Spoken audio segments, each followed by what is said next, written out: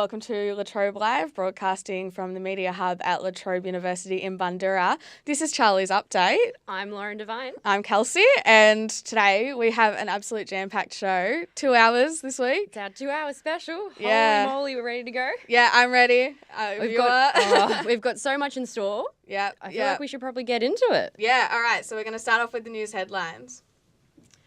In breaking news, Cardinal George Pell is likely to face 2 separate trials for historical sexual offence charges.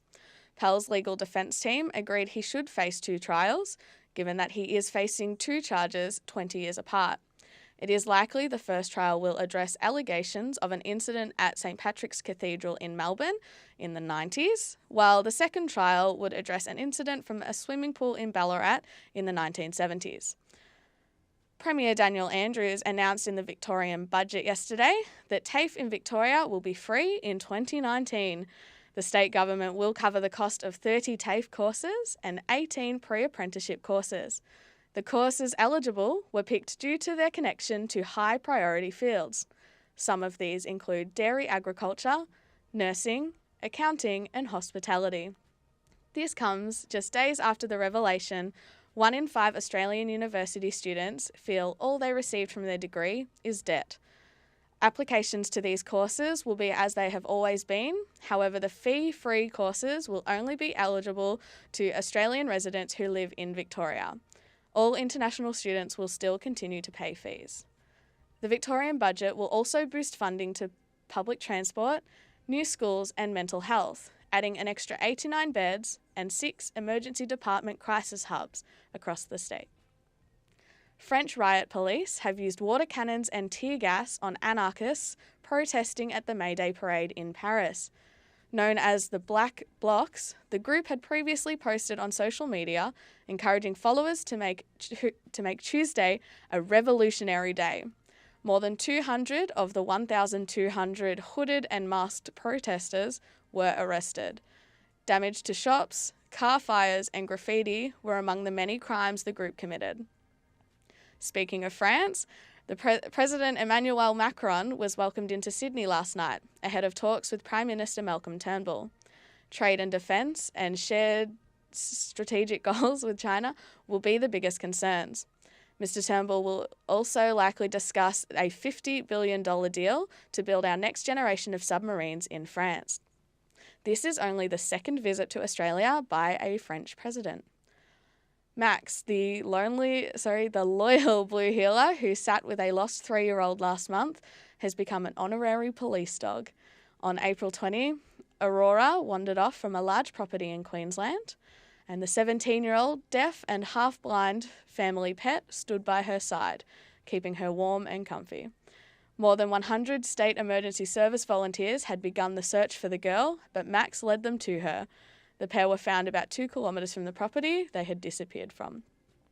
And Tinder not working for you? Don't count yourself out yet. Facebook's Mark Zuckerberg told software developers at their annual F8 conference a dating service would fit the company. He said there are 200 million people on Facebook that list themselves as single, so clearly there is something to do here. Only a month ago, Zuckerberg addressed US Congress about the privacy leak that impacted over 50 million users. He clarified that the dating service is being built with privacy in mind so that friends will not be able to see each other's dating profiles. I mean, I don't know, Lauren. I don't know that I would want Facebook and a dating profile. I just don't want to combine those two. Oh, but you just imagine what would happen if you have both on the same platform. You just need one app, just Facebook. Just the Facebook. Well, I don't have Facebook, so what will it do? I don't know. I did read that what they want to do with it is they're going to, in the top corner of the app, there will just be a little red love heart and you can click on that and it will just take you straight into their dating app. Oh, wow. I don't know if we need another little love heart, because isn't the little love heart to like? Yeah, I didn't think of that. That's confusing. I feel like they need to work on that. Yeah, I mean, also, I really thought about, the privacy scandal that they had not that long ago. Yeah. And whether people will actually invest in the dating I don't think app. they will, because they'd probably be worried that all that information will be leaked again, and then they can just see who they've been talking to. Yeah, that's right. I mean, that would be a worry. It would be. I don't know whether I would do it. I probably won't. But look, we won't cancel anything out yet. Yeah, we'll see how it goes. Do you want to try? You try, and then you let me know. Okay. We do actually have our next story coming up. We do have an interview here in the studio. We have Luke and Harry from the Student Ambassador team. Luke, Harry, welcome. Thank you. Thanks, guys, for joining us today. A lot of people may have seen some people running around in red shirts looking very busy all the time. What is a student ambassador for people who don't know? So I guess the first thing to make distinction of is that Harry is working as a student ambassador, but I've got a few too many wrinkles on my face, I think, to pass. So I manage the student ambassador program, part of the marketing team at Latrobe, and I manage the program here in Melbourne.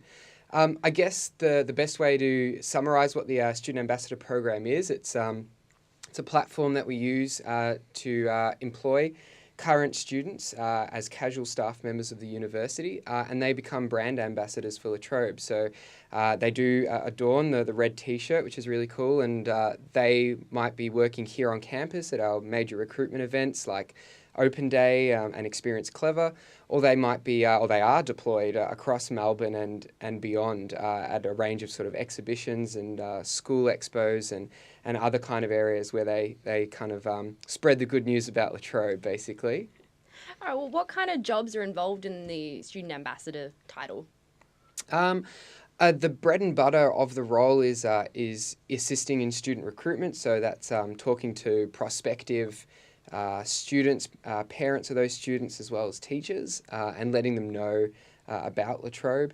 Though in saying that, and Harry could to vouch for this, but they get to do all kinds of roles. So it's moving boxes, from everything from moving boxes to meeting the Prime Minister. So they have had a lot of exposure across a lot of areas of the university. I did just want to bring up the Aspire program because I feel like I recognise Harry's face from around the uni. Is it true that you're on quite a few of the posters? Yeah, you've probably seen me across a few of the posters, especially in the Thomas Cherry building. I was in there yesterday and I did get to experience seeing my own face, which was nice and pleasant. And a few of my lecturers and tutors and classmates as well have brought up that they've seen a few of my posters and my face on the website as well, which is a bit embarrassing, but a bit of fame is always nice. Yeah. Well, just on that, I've seen a couple promo videos. What do you have to get involved about these? Like, what do you go about to film these and get this distributed to Latrobe? Totally. So do you mean the Aspire program? Yeah. So the Aspire program is for it recognises that there's more to students than just, I guess, academics. It's looking at students holistically and what do they do outside of their studies that makes them great. And so the videos and everything else are shot with real students. So Harry, again, the famous breakdancer. Thank you. So we recognised Harry on the merit of the community service he does through teaching breakdancing. They're shot on location at sort of areas where the students actually engaged in those activities that made them successful for the Aspire program. Yeah. I did just want to ask, because I know that you're an Aspire student, Harry. Yep. What was your experience like with the Aspire program? What were you doing while you were in high school? Just for any prospective students that might be listening. What was your experience like? So in Year 12, I was the captain of my school's breakdancing club. So our club was called Soul Power through Melbourne High School. And as the captain of the club, I was involved in teaching the younger students how to get into the culture of breakdancing, hip-hop, pretty much just to keep them out of trouble, but mostly to teach them just a different way of viewing things, trying to get out there and express themselves through dance. And in that, we had a lot of, events where we would go to other schools and do performances, and we would have our own in-club performances and battles as well. And it just made me really happy to see that I could lead a lot of younger students and seeing them to progress through the years, just getting better at dancing and being able to teach their younger students as well now that they're in Year 12. So, yeah. Yeah. All right, so it seems like the student ambassador team knows quite a bit about Latrobe, but how much do you guys actually really know? Yeah, So we've got a little bit of a trivia game here. We do. Okay. We're going to pit you guys against each other. All right? Against each other. Okay. Yeah. All right. So just buzz in with your name. Mhm. Okay. What was Charles Latrobe's middle name? Harry? Yeah? Is it James? Close, but no. Luke, do you want to have a go? Is it close because it begins with the same letter? Yes. John? Joseph. Oh, man. You guys need to keep score. Okay, I'll keep score. Right. So far, Zero. It's 0. I think we're at 0 all. Flying star. what is the modern translation of the Latrobe University motto? I've given you really hard questions. We need to test them. I know it's French, and it's original. Do you know form. it in French? No, I couldn't say. Don't have a good enough accent. Yeah, I don't know. I'm going to have to pass on that one as well. It is whoever seeks shall find, which I thought was nice. Yeah. Okay, quick fire. Number of students graduated to this date, closest to? Harry? Yeah. 35,000? Luke, 200,000. You were much closer. It's 170,000. Latrobe University campuses in Australia. You should know this one. Luke? Yes. Okay, Melbourne, so this one here. Yep. City, Sydney, Albury-Wodonga, Mildura, Shepparton, Bendigo, and am I missing one? Albury-Wodonga, Melbourne, Mildura, Shepparton. Who am I missing? I mean, the fact that you got 7 is just brilliant. Yeah. Students enrolled in 1967, our very first year as a university. Take a guess, how many? 10,000? I'm going to say 60. It was 552, so you were closer. Yep. But and just to contrast that, approximately how many students did we have enrolled in the last year? Altogether? Yeah.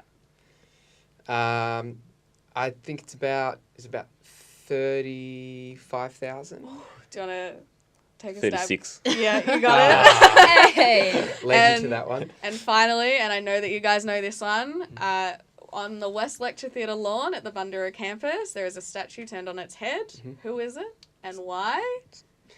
It's Charles Latrobe, and it's because Latrobe turned education on its head, basically, in being the third oldest university in Victoria and coming after the Sandstone institutions, and it opened up education to a whole new generation of people. So that's the idea behind that statue. I do love hearing that story. It's always a never really heard that lame. before. It's a really lame joke, love but also it. really nice. I love it so much. My gosh. Well, clearly, Luke. That was a very polished spiel there. I mean, you got me on a few got that things there. rehearsed. Yeah. But yeah, I mean, since you guys do work here at the university, we do have exams coming up. Any last minute tips for people heading into exams? Just in the coming weeks, I guess, just prepare yourself so that you don't get stressed out the week before. Do get your sleep because, everyone values sleep and, you can never get enough. But yeah, just preparation is key and just make sure you're balancing everything else in life and that you're not making compromises. It's great advice. Thanks, guys. I'm going to take that on board because holy moly. I certainly need it. I don't have any exams, thankfully, but I've got so many assignments coming up. So Same applies, though. yeah, absolutely. No, thank you guys so much for coming into the studio and talking about the Student Ambassador team. And hopefully we'll see some more red shirts around campus in the next few months. And see a bit more break dancing as well. Yeah. Hopefully to come. Look out for Harry's face around the campus. Thanks, guys. No, thanks you. for having us. All right, so now we've got our Anzac Day Special, seeing as last week was Anzac Day. I went to the Bacchus Marsh Dawn service and, we had to learn a little bit about the RSL there. So we've just got a little package to show you to have a look at what the Dawn service was all about. 5:45 a.m, Anzac morning. Thousands of Australians wake from their beds to commemorate the landing at Anzac Cove in Gallipoli on April 25th. The country town of Bacchus Marsh was just one of the many dawn services held across the country. Hundreds of community members attended the event hosted by the town's local RSL. Cherison Lawton, the president of the town's RSL, led the service. Good morning, ladies and gentlemen. I'm Cherison Lawton. I am the president of the Bacchus Marsh RSL sub-branch. and on behalf of the committee and members of the Bacchus Marsh sub-branch, I welcome you to our 2018 Anzac Day Dawn Service. The RSL, Returned and Services League of Australia, was founded in 1916 to provide support and friendship to Australia's veterans and their families. On the morning of the 25th of April 1915, Australian and New Zealand troops landed under fire at Gallipoli, and it was then and in the violent campaign which followed that the Anzac tradition forged. The elements of that tradition have inspired and offered an enduring example to later generations of Australians. 100 years on, there are no longer any living survivors of the campaign, but the parades, services and rituals of Anzac Day have survived, and some have expanded. Large crowds now go to Gallipoli each year. The legend of Anzac remains relevant to many Australians. The word Anzac, however, has a different meaning for different people, and so remains open to interpretation. The laying of the wreaths is a common tradition that occurs during the dawn service. Ancient Romans used to crown victors in the brave with wreaths as a mark of honour, which is a very appropriate tribute to the fallen soldiers and the servicemen and women of Australia.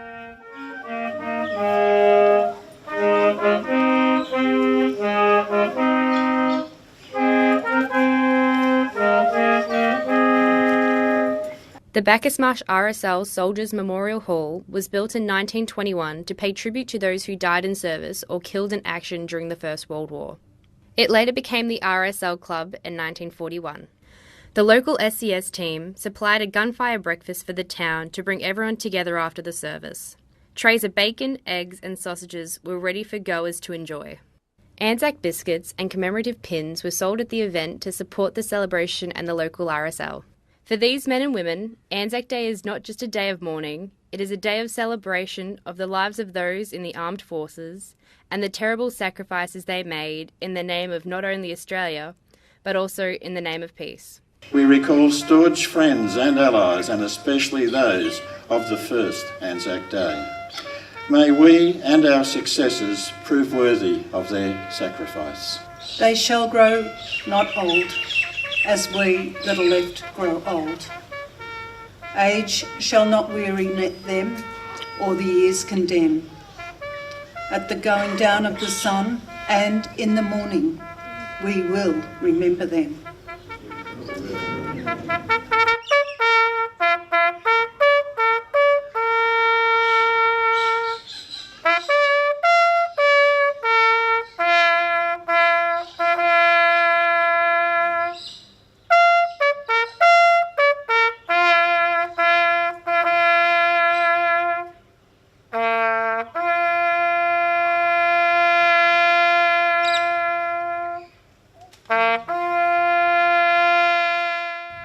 As Australians, we pay tribute and thank all our servicemen and women who bravely fight for our country.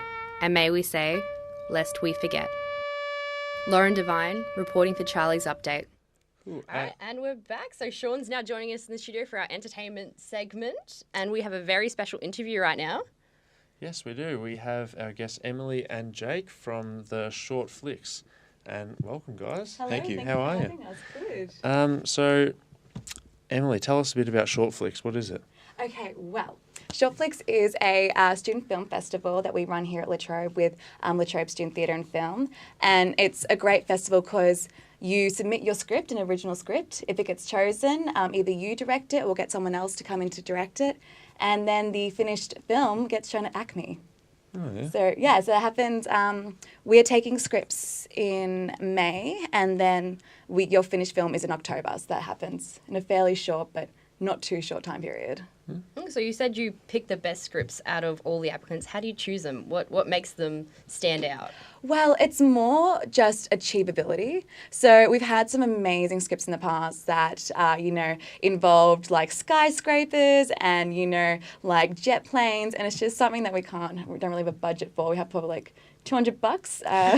So we can get a cardboard cutout jet plane. But something that's achievable but we do like originality and we do like kind of variety of things, and there's no, like, you can have it as short as like a minute long or like 15 minutes long, but don't exceed 15 minutes. That's the maximum.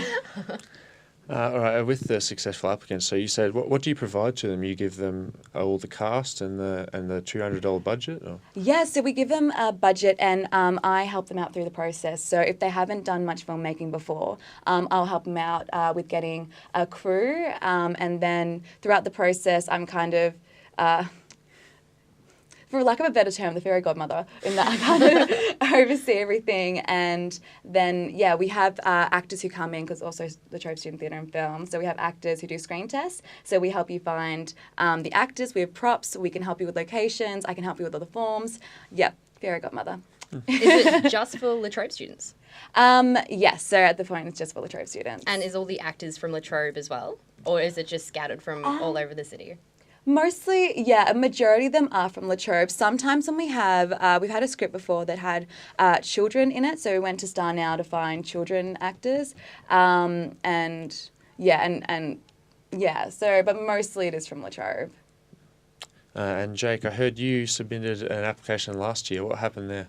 I had a really cool idea for a script and submitted it, but then it got deemed sort of offensive to students for a student short film festival, but it wasn't. I didn't really think it was, but anyway. Well, that's your opinion. The good thing is that even though my script didn't get in, I could still come on as a director and do another script that had got accepted. Mm-hmm. So that was really good in that sense. So even if you submit something and it doesn't get through and you're still interested in making something, you can apply to do someone else's script, which is sometimes a little bit easier directing someone else's work because you can see it from a different point of view. What is it like being a director? What kind of mind frame do you need to take on someone else's script? It's kind of daunting in a sense, I guess. I know I said it was easier, but at the same time, you want to make sure you're not... I guess when they wrote that script, they would have had something in mind for what they wanted it to be. And then when I'm directing it, obviously, I'm trying to keep what they've written, but sometimes you have to change things. Sometimes you have to change little things here and there to make it work better. So I guess you just need to go in with just be really flexible, I guess. And Emily's always there to help if you really need help. Yeah. And that's something that we really like to do with Latrobe Student Theatre and Film. We really want to be inclusive of everyone. If you're not right for one project, we want to keep you on in some way, shape and form. And yeah, so it's actually, I'm meant to be spooking short flicks, but Latrobe Student Theatre and Film is great, and it's a really all-encompassing, really considerate family. Probably not the best way to say it, but don't you think so now that you're involved? Yes, it's great. It's great. No, it's really good because short flicks is a really good opportunity because I'd never had one of my films screened on a big screen in a cinema, so getting to make something and then seeing it on a big screen with a huge audience and people clapping afterwards, it's really rewarding, especially for your confidence if you're looking to get in to that kind of industry. It's a really good confidence boost and you get a lot of experience. Yeah, and it's great for your resume. It really would be, my gosh. So what kind of films generally are submitted, script-wise, sorry? So what kind of scripts? Do you mean what kind of genre we usually get? Yeah, what kind of genre? We actually get quite a bit of a variety of genres. There's honestly, we don't... Yeah, it's a variety. We've had horror and action. I believe the one that you received was, how would you classify it? A comedy. There's gangsters in it? Yeah. Oh. It was sort of like these two guys kidnap... this one guy kidnaps the wrong guy, and basically the whole film was shot from the boot of a car. And it's a very funny blooper where Jake gets locked in the car. Yeah, I got locked in the car for that bit, and it was not great. But, I forgot. What was the question? So lots of variety of scripts that we get in. So if anyone was interested in writing one, the due date is the 11th of May, so Friday after next. If you have an idea and you haven't written it yet and you're so busy with assignments or anything, send me an email. It's emilymayjones17@gmail.com. If you send me an email and talk to me about it, we'll make accommodations for you because we just want to get everyone as involved as they can be. We'll chuck that on our social media, so if anyone does want to get involved. Amazing. we can get in contact with you. Yeah. Excellent. Friday the 11th of May. Keep the date. Keep the date. I might submit something. Yeah, well, we can. And we've got all these people to help us. Yeah, absolutely. What's your favourite kind of one you've been a part of? Favourite script you've been a part of? Ooh, okay, it's not just because he's here, but I loved Jake's one because it's really interesting to me to get a script, and because usually, because we've done filmmaking classes together and everything, usually you get your own script and you will direct your own work, but it's so interesting to have these directors come in and grab a script that they've never written and direct it with a completely different idea. So I would read it and I'll get a visualization in my head, and to see what Jake took and create this amazing film that is completely originally his idea that was inspired by the script. It's really, it goes to show just how many different people's creative input goes into a project, that it started off with one person's idea, and through the way with like the actors putting in their own brand of creativity and Jake's own brand and the sound guy putting in his own musical input, it creates a piece that is like an evolution of all these different people's ideas, and it's really amazing. It really helps when you sort of know which actors you're going to use, and then you can sort of work their personality into the characters of the script as well. Yeah. How long does it take to write a script? Depends on your process, I guess. I don't know. When I wrote one, it was like a day, but I had a really clear idea of what I wanted to do. But I didn't end up getting to shoot my script, so I shot the other script, which was by Thomas Edgoose, and he's a really great writer and filmmaker too. Yeah. Excellent. What was that script? We've talked about it so much. What is it? Oh, okay. So basically, I'm going to be making it in like a couple months, I think, and it's going to be for Trobe Fest, and it's about a university hire camera that really doesn't like its life as a university camera with the students, and kind of like bags them out a little bit, and it's sort of like this internal monologue happening within this camera while it's being used to shoot a short film. Oh, yeah. Excellent. And he's asked me to be the bad actor. Yeah, I think we might be responsible for some of the poor examples of camera work. So sorry, we might have to apologise to the camera. Apologise to the camera. It will probably be in the monologue. Well, if you guys have showed my interludes that I filmed, that's a great example of poor camera work done by yours truly. So, happens to the best of us. Well, thank you so much for coming in the studio with us. Thank you for having us. It's been a great insight, and I reckon we can. What was the date? The 4th? 11th. The 11th. All right. It used to be 4th of May, which is like May the 4th be with you. Yep. But no, now it's the 11th. Oh, we should all get around it, and we'll put your details on our website. Amazing. Thank you, guys. Thank you so much. And now we're going to hear about the Pubg Tournament that we got to visit on last week from Anzac Day till Friday, and let's hear about that. Here we are at the Melbourne Convention and Exhibition Centre, where an invitational tournament is being held for the game PlayerUnknown's Battlegrounds, or more commonly Pubg. Melbourne is generally heralded as the sporting capital of the world, and this eSports tournament further boasts that title. 20 professional teams have gathered here for this 3-day event from China, Southeast Asia, New Zealand and of course Australia for their share in 150,000 Australian dollars. The home court advantage of the Melbourne Convention and Exhibition Centre helped, as 4 of the top teams featured 3 from Australia. The winners were Athletico eSports, who took control early on and didn't let up. One of the highlights being Game 2, where Athletico player Heifer got 2 crucial takedowns to secure the chicken dinner. Now's the time to do it, mate, as he's just sitting on the outside. And his pathogen's behind the rock. He's just waiting for the zone to move forward. Only 2 for Pathogen left. That's Textile and Resolve. He's got his swap Textile. Oh, he's going to knock him down. Heifer, one more, and you can almost get Atletico the chicken dinner. Golden. Exactly. It's very golden. He's become 3 kills. Only 1 more. Resolve comes down. He's going to frag it. Oh my God! From Atletico, no way.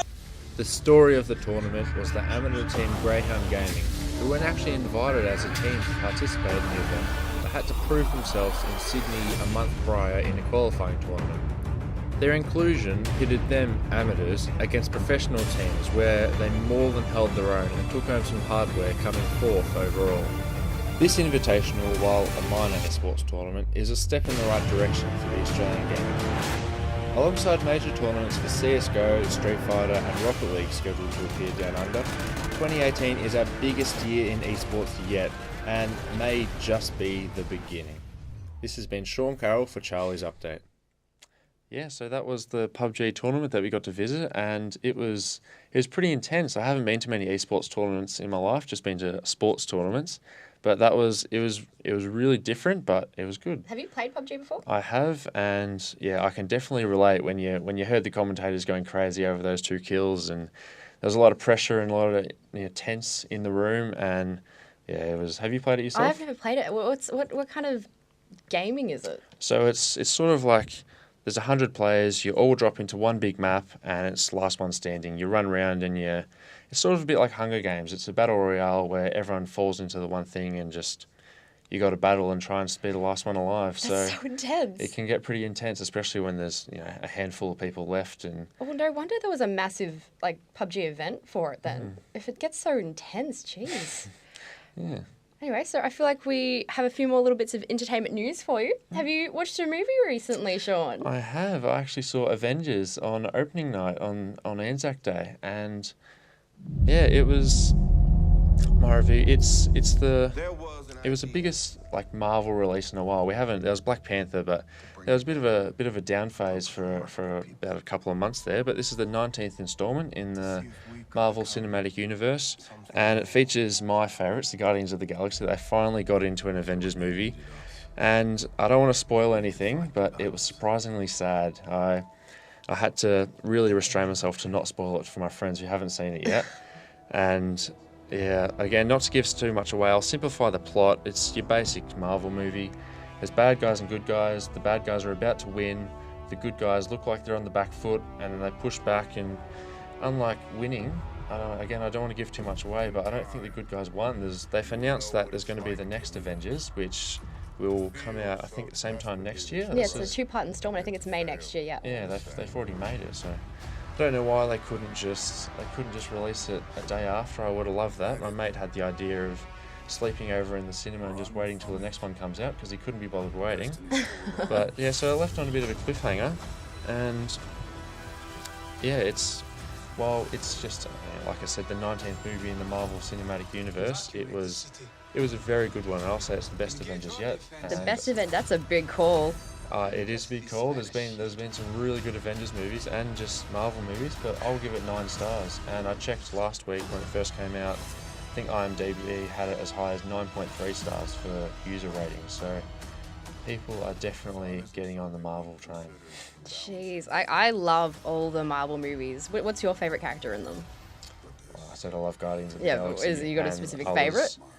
Well, Chris Pratt. Can't say no. And can't say no? I can't say no. I think he plays a big part in this film. Again, don't want to give too much away, so let's just nod and accept. But yeah, it was good to see Groot back again. Teenage Groot. Yeah, I know. That was I don't know. I didn't expect that. I don't know why I didn't. Of course, that's going to come after Baby Groot, but yeah, Groot was back. Good old Vin Diesel. What's your favourite character? I love Drax from Guardians of the Galaxy. He was very funny in this movie. He can have some comedy gold. It made me laugh the whole way because it was a little bit sad, without spoilers, obviously. But Drax, he's good comic relief. Great comic relief. Yeah, no, most of it is comic relief with Thor's hammer and Iron Man. Just in general, I do like a bit of Iron Man. I just love the collaborations between which characters got to meet up with other characters. Yeah. It wasn't what I was expecting. There was a nice bit of discourse between Iron Man and Chris Pratt there. Oh, yeah. That was funny. Again, got to go see it. Don't want to give too much away. Yeah, definitely go see it. It's one to watch, I reckon. Definitely. You don't want to miss the train because it will get spoiled for you eventually. So probably go see it before that happens. Well, we're trying our best, but if we keep talking for another minute, we will spoil things. We should probably stop. We've got other entertainment news though. So in royal news, Kate Middleton and Prince William finally released the name of their new baby prince. Prince Louis Arthur Charles of Cambridge is the newest member of the royal family. That was released on his birth certificate. That's a bit of a mouthful. That was a bit of, there always are. Yeah, I'd hate to be the doctor that had to write all that out though. Well, in other entertainment news, royal entertainment news I should say, Prince Harry and Meghan Markle have got some alleged new neighbours. So The Sun and People magazine state that Princess Eugene and her fiancé Jack Brooksban, I think his name is. Brooksbank, sorry. have moved into the Ivory Cottage at Kensington Palace, which is right next door to Meghan and Harry's house. So that's a little bit interesting, just bringing all the royals back together. Leah Michelle, the Glee star, she got engaged. Good on her. She put a picture out on Instagram over the weekend. Her boyfriend, or now fiance, Zandy Reach, popped the question, and she said yes. And it comes 5 years after the sad death of Corey Monteith, who was her co-star on Glee, who sadly passed away because of a lethal combination of heroin and alcohol. But look, she's happy. She's moved on. She's getting engaged. This is big news. It's big news. Good to see the Glee still going on. I never watched Glee. Really? No. It was a guilty pleasure of mine. You I loved loved Glee? It. Yeah. Oh, wow. Should I get on it? Yeah, it's a bit late, but It's never too late. All right, I guess it's never too late. Yeah, you should get on it. Acting legend Tom Hanks and his wife celebrated their 30th wedding anniversary. Congratulations. The pair had like a gathering at their family home, and everybody's favourite Barack Obama attended. God. So he had all his security and he rocked up to, wish the couple. God, I hope he comes to my any 21st event. next year? 21st. You'll get in contact with Barack. 30th for anything is far away from me. And the last little bit of entertainment news we have is good old Kanye. He released a small taste of his new album. And it left fans... It wasn't exactly what everyone was expecting. He had a few whoop-de-poops during the song and was, I don't know if this is a lyrical genius move or just trying to throw people off. I don't know. Well, no matter what it is, there's a lot of memes that have come out of it. So at least there's something to take from it. Whoop-de-poop. Yeah. Whatever we're going to make out of that. Well, that's all I've got for entertainment. But I feel like, didn't you go to the R&B yoga? Yes, we did. We got to go to, it was in Brunswick. There was this hip-hop / R&B yoga place that had a new sort of perspective on an old tradition of yoga. And let's take a look at that story. Nestled in a quiet corner of Brunswick, hip-hop yoga has been dealing in a unique form of the venerated art. Victoria L.U.S.T, professional architect and owner of hip-hop yoga, describes how the two very distinct themes go together. A lot of people ask what R&B flow is. It's basically a concept of yoga and music. And I know that people usually play music anyway in yoga, but I guess it's a more careful construction of the playlist to suit the sequences and the postures, and it's also bringing like a bit more of a fun element to yoga in a way. We also spoke with some regular yoga practitioners who are looking for something a little different. Saw like a Facebook event kind of for it, and I've done yoga for a while now, but it's all been kind of like focused on like the more traditional yoga, so like hatha, ashtanga, those kinds of things. So I was just like, why not do it to a different soundtrack instead of gongs? So yeah, not necessarily more energetic, but just a different style, I guess. Previous teachers have been just very, very strict in their teaching of me. I thought maybe this would be just more of a smoother flow. It'd be nice just to focus on the feeling or the movement rather than be like, your knee is not exactly 45 degrees in this angle. It's like, oh. With a lot of people that come here that often don't really practice a lot of yoga, a lot of them are first timers or they're really beginning. So I think they kind of relate more to the environment because obviously if they come here they love hip hop music, so they listen to it at home. It's a good way of bringing people into yoga. So it's not so full on silence or a different environment. It's just music playing in the background as you're moving. This is my first time here. Fun, relaxing. It's quite interesting when you're in downward dog and you're hearing Kelly telling you things. But it was good. It was a really good time. could be for any level. So as you do more and more of it, you start to get more flexible and get into it. So it's, yeah, you don't have to put any pressure on yourself. Get in there, get your lycra on, stretch it out, yeah, have fun. Hip-hop yoga practitioners are a little different to the usual person, and this class's format takes that into account. It's funny because yoga is supposed to, in traditional terms, to find stillness, and it's almost like a paradox in there because you've got the loud music, but the music helps a lot of people to find that stillness and quietness in their mind because they can actually have something to focus on. So because they've got maybe a really good song that comes on and they love it, they kind of like sink down a little more deeper into their Warrior 3 and they feel amazing. Ultimately, the idea is to earn a release from day-to-day life and have fun with it. So it's kind of non-traditional in that way, but each to their own. Like, who can really define what yoga is to you? It's like what you make it. This has been Sean Carroll for Charlie's Update. Welcome back, and here I'm joined by Ahmed and Bilal. Sean. How are you, Sean? Yeah, pretty good. And we got a bit of a sports section heading up. But just to wrap that R&B yoga, it was something else. Looks great. It was different. I'm not. And what did we get up to yesterday?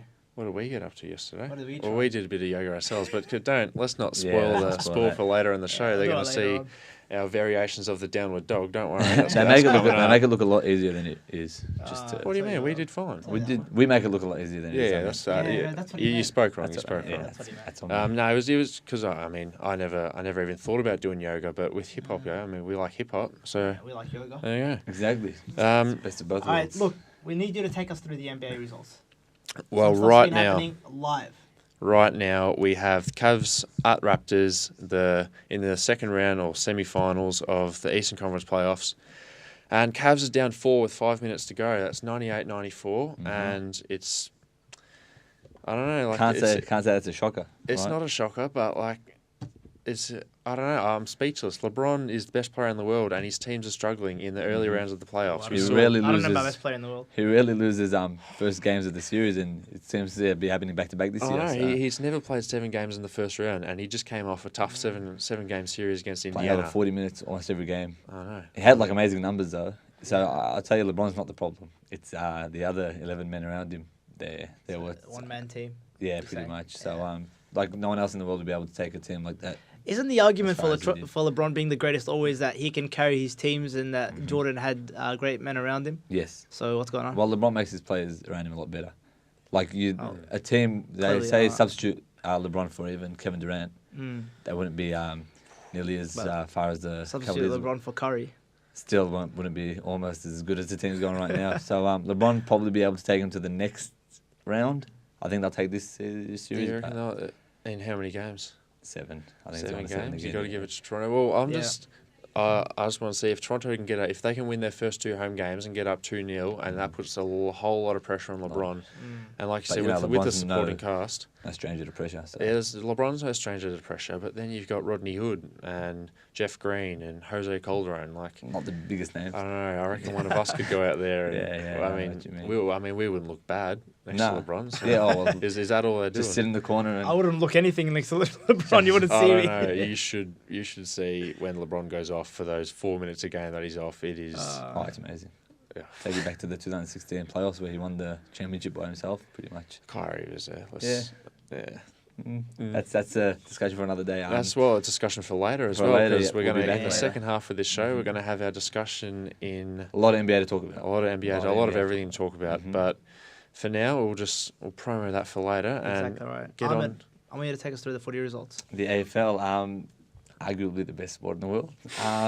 Last week was you have a lot of arguments. Pretty full round again. The season just as it was last year, pretty amazing. The ladders just every week there's a new team on top. So Richmond looking like the favourites again. So it's just like last year was competitive, and you don't know who's going to win it this year. So I wouldn't be telling anyone to go place bets on any teams. It's not really responsible gambling right now. So the AFL's just been great. Take us through the EPL and some soccer. Yeah, so the EPL is pretty much done and dusted at the top of the table, but the bottom of the table got a lot more interesting this week. So Southampton picked up some much-needed points. They won 2-1 against their local rivals, Bournemouth. And then we had a couple of teams slip up, like Swansea losing to Chelsea at home. And then Everton got up against Huddersfield, who Huddersfield were also at home. So Huddersfield, who thought they were safe under David Wagner, are now very much in trouble. They're only 3 points away from the relegation zone, I believe. I'll double check now. Yes, 3 points away from the relegation zone. So Huddersfield in trouble. So are West Ham also 3 points away from the relegation zone. And 3 games to go for some teams. Stoke and West Brom only have 2 games to go. So very interesting. You can talk about this all day, Bilal. Fortunately, we're going to have you on a bit later. Yeah. Go into it a bit more. We've got the Champions League, obviously, to talk about. And a bit of Serie A, the Italian league as well. So we do need to talk a bit about Wenger out, because I remember a couple of weeks ago on Charlie's update, you had a bit of a rant, and he must have been listening because he's not there. He must have been listening. I mean, let's not go into it too deep. We need to go, but we talked about it at the start. Let's hear about us doing yoga and see how we went. Oh, God. I'm Ahmed, I'm Sohail, I'm Sean, I'm Bilal. We like sports, and today we're gonna learn how to do yoga. They're like, we like sports, but today we're doing yoga. Hey, I'm Ahmed. Wait. Let me talk. Wait, have a gap. Go. Gap after you. Go. Hey, I'm Ahmed. Before you can have a gap. I'm Ahmed. Sohail. Wait, that was bad, I did that. Hey, I'm Ahmed. Hey, I'm Sohail. I'm Sean. And I'm Bilal. And today we're gonna learn how to do yoga.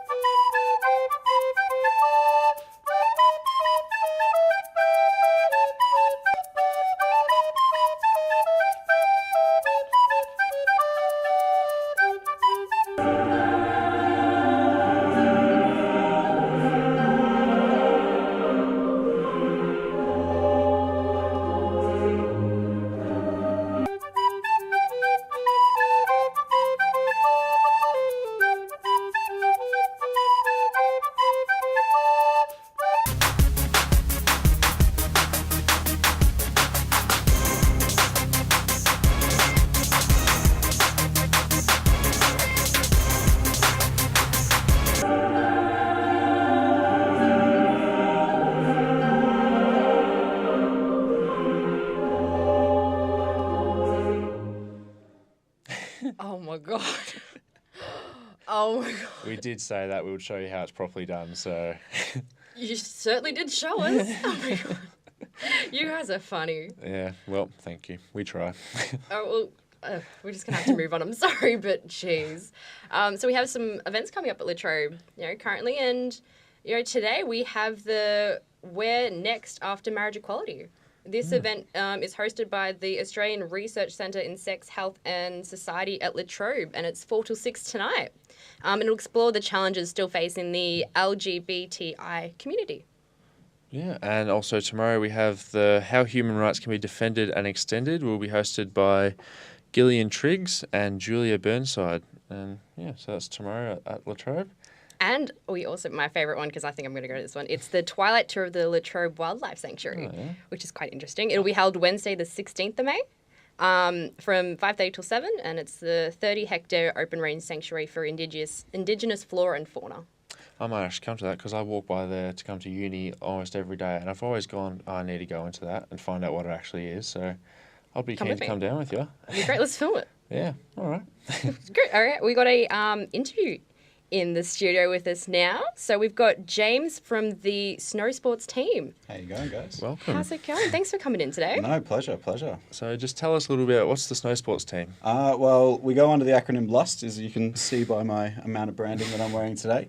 The Snow Sports Team is like all things snow. So we're skiers and snowboarders, and we all get along, as opposed to a lot of skiers and snowboarders out there. But no, we're a really big team. We're one of the largest and we're one of the oldest clubs on campus. We're as old as the university. So we've been doing this for a really long time, and we go up the mountain during the winter, and then in the summer we do barbecues and, you know, social events at bars and things like that as well, just to keep us entertained while the snow's not falling. Why did you get involved? Well, I got involved. I snowboarded probably once in my life before L.U.S.T, maybe twice. And I always loved it. I'm a skateboarder at heart, so like I've always liked being on boards. And my orientation week at Latrobe University, they were set up right in the middle, so I kind of thought I'll sign up, and I went on our flagship trip, which is Hotham 5.5, so 5.5 days up at the snow. Lessons were included, so within those 6 days of being up on the mountain, I got really, really good. And after that, I was like, you know what, I'm going to buy my own snowboard, I'm going to buy all the gear, and now I'm a committee member on the team, so, you know, I go up as often as I can really now, which is really cool. And so the winter season's coming up. Are there any events that the L.U.S.T team takes part in? Yeah, so the events, we run trips quite consistently through the winter. So we have a beginner trip, Hotham 5.5, and then we go to the Vic Ivies and Australian Winter Uni Games as well. We do really well in the competitions, but the competitions, we're not a competition-centric club. We're a lot about fun and just going up there as a community as well. But we do really well in the competitions too. But we've got a lot of events coming up. The first week of July is our beginners trip. So that's 3 days up on the mountain, and that's just beginners. So we just take people that are first-time boarders or skiers up there, so they get a really good chance to, you know, have a go. Hotham 5.5 is for everyone, whether you're advanced or just beginning. Everyone goes up. We have about 80 to 90 people go up at a time. We fill 2 lodges. So lots of people up there, lots of chance to make friends, and lots of chance to, you know, have a great day like you can see on the screens now, just shredding all day, and then when you come home, have a few drinks by the fire at night, so it works quite well. You said you bought a board. What kind of gear is involved in the snow sport? So you have skis and everything? Yeah, so you got your skis, you got your snowboard. There's a lot of things you have to buy as well, like your bindings for a snowboard is actually quite expensive, and you don't realise that when you buy it. But we actually have a partnership with the Melbourne Snowboard Centre, and we have 15% off all full-priced items year-round as well, which is really cool. So if you're thinking about buying a snowboard, sign up as a member, 15% off, and we've also got a VIP night coming up on the 15th of May. And we're going to have reps there from Capita, GNU, like all the big brands, and they're going to be doing even bigger deals and stuff like that. So that's when I'm buying some new gear as well, so get the savings. And how can people get involved? I noticed there's a tent in the middle of the Agora today. Yeah, we're actually out. This worked perfectly, this interview. We're out in the smack bang in the middle of the Agora. We have some free donuts and free drinks for our members, but it's also our trip booking day today. So if you want to put a deposit down for the trip, secure your spot, our places are going to fill up super quick. Last year they filled up within like a few weeks.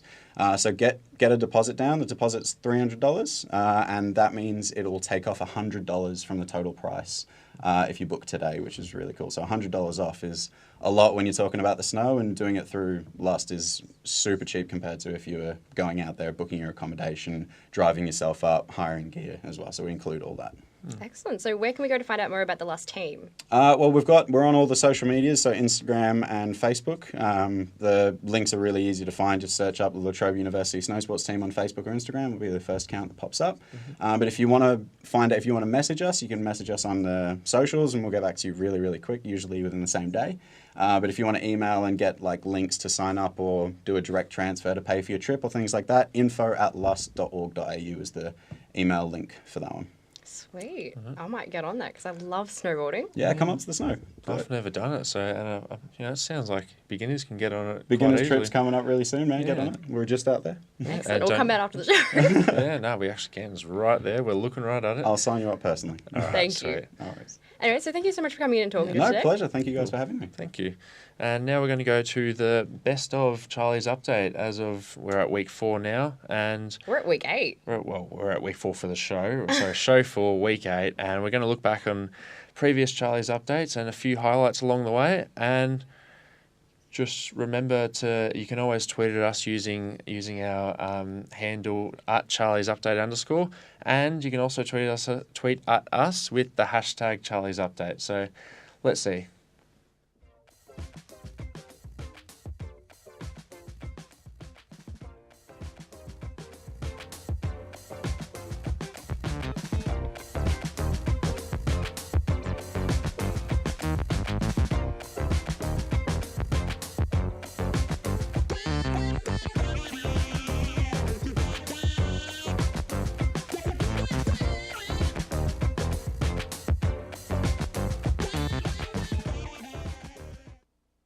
Welcome to Latrobe Live, broadcasting from the Media Hub at Latrobe University in Bundoora. My name is Kelsey. And I'm Lauren Devine. And today we've got so much on for the program. Yeah, on the weekend we visited a restaurant called Fancy Hanks, who teamed up with world-renowned chef Daniel Brooks. So let's take a look. Yeah. Fancy Hanks was busy during the Melbourne Food Festival. Alongside their usual customers, they hosted bookings for Chef Daniel Brooks from Leach's Cantina in Austin, Texas. It was Chef Daniel's first time in Melbourne, and he already had something to say about the weather. It's just like Texas, every day has been different, One day it was cold, one day it was hot, yesterday it was raining, but I'm glad the weather cooperated today for this rooftop patio, Chef Daniel met the Fancy Hanks crew in Austin, and they hit it off right away. These boys that own Fancy Hanks, they came to South by in Austin, Texas last year. And as soon as we met, it was instant connection, It's like even because of what we do for a living, that they're restaurant people, I'm a restaurateur, we're in the service industry, we're in the hospitality industry. It was a very organic connection, right? The crowd came, I think we ended up serving close to 200 people. It was a great experience working with the crew here. I'm really happy with all the flavors that we put out, Mexican flavors, and the culture of Mexico being represented here in Melbourne. I think we did a good job, yeah. In a collaboration with the owners, he decided to bring the many flavours of Tex-Mex cuisine to Melbourne, using food to spread a message about Tex-Mex and Mexican culture to the relatively uninitiated Melbourne public. There is a difference between Tex-Mex and Mexican cuisine, right? But the way to really give Tex-Mex or Mexican food a good impression is by inviting people that live it, cook it, eat it on a daily basis, and then give them the opportunity to come over here and be able to represent those flavors in the most authentic way possible. Yeah, and then also the music, like right now we're blaring that Mexican cumbias and the chicha music, that also adds to the flavor and to the experience of eating these flavors, The centrepiece of the afternoon was a cochinita pibil, a whole pig that had been smoked for 24 hours, then roasted on the surface before being pulled apart. So that's a cochinita pibil, so that's a very traditional dish in the Yucatan Peninsula. We brined it for a couple days with orange juice and some cilantro, or here y'all say coriander, and vinegar.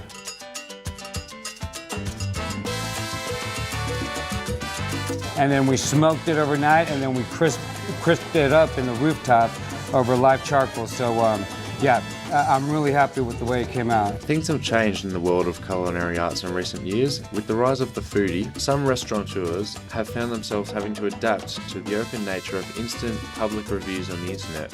But Chef Daniel seems to have fared well enough. Before, back in the days, I'm very old school, right? Like the Italian restaurant that we had, we became popular just through word of mouth.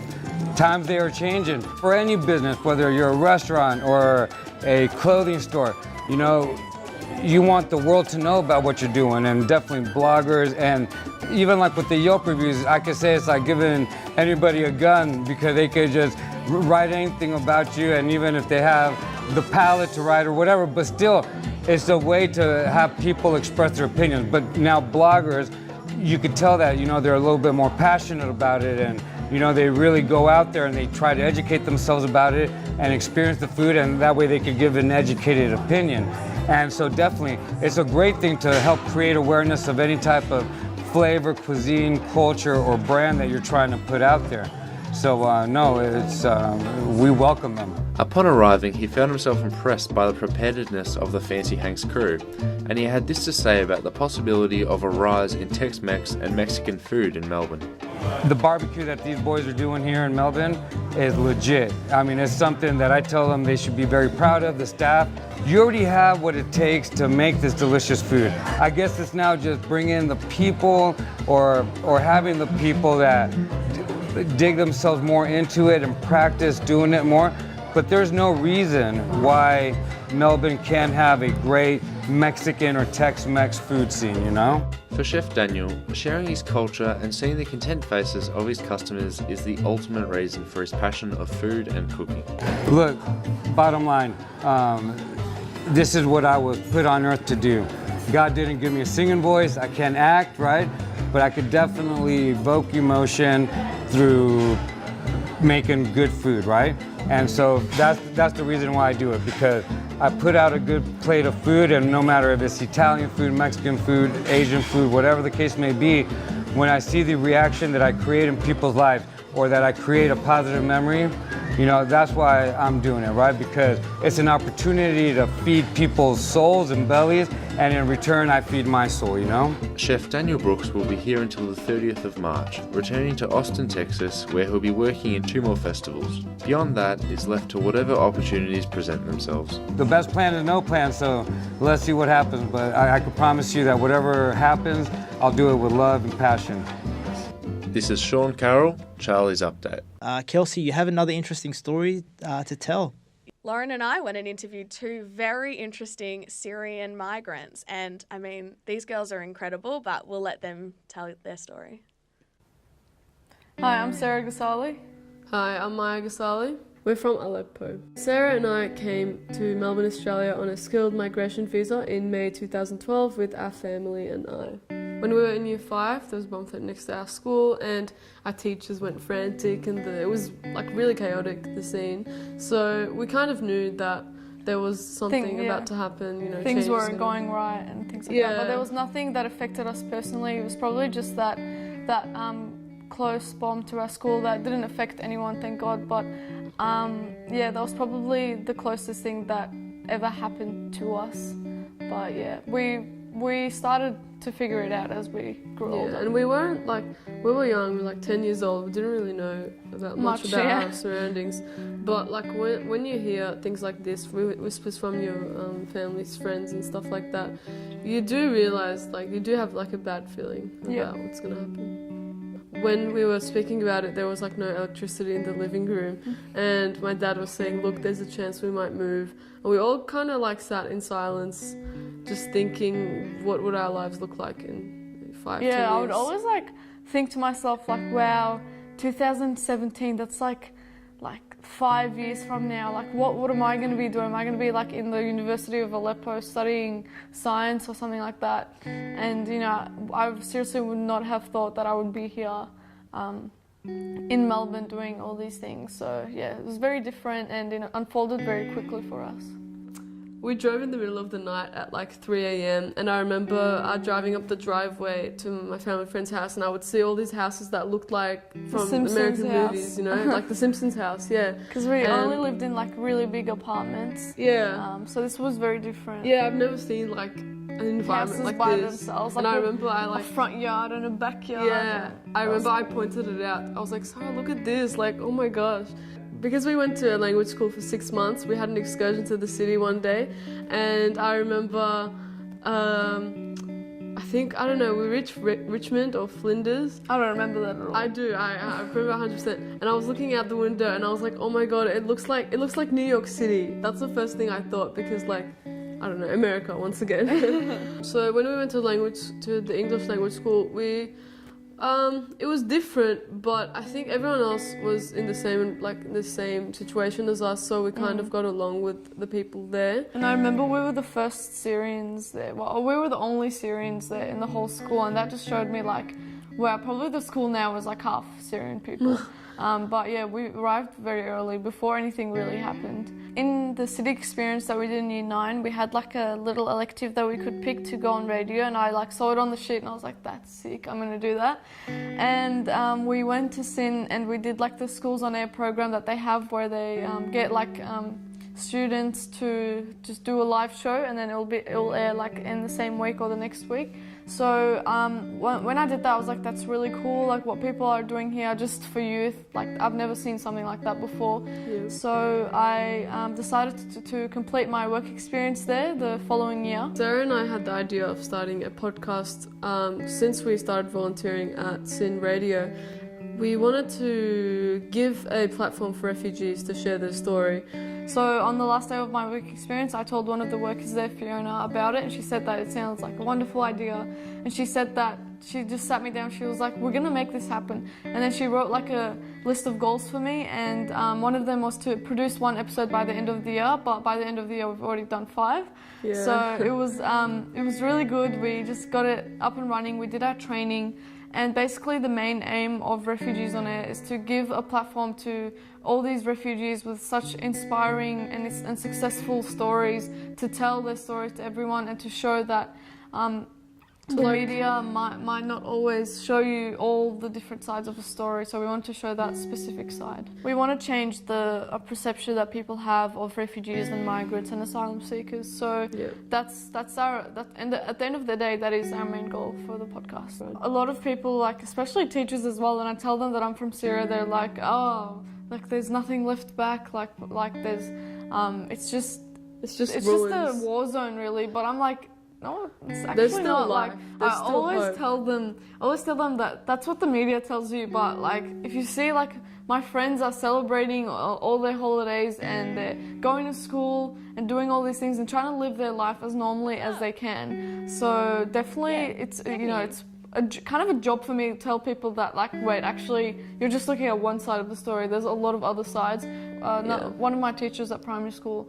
taught me like the biggest lesson. She sat me down, she told me like the best friend that you're going to have the whole life is going to be your twin.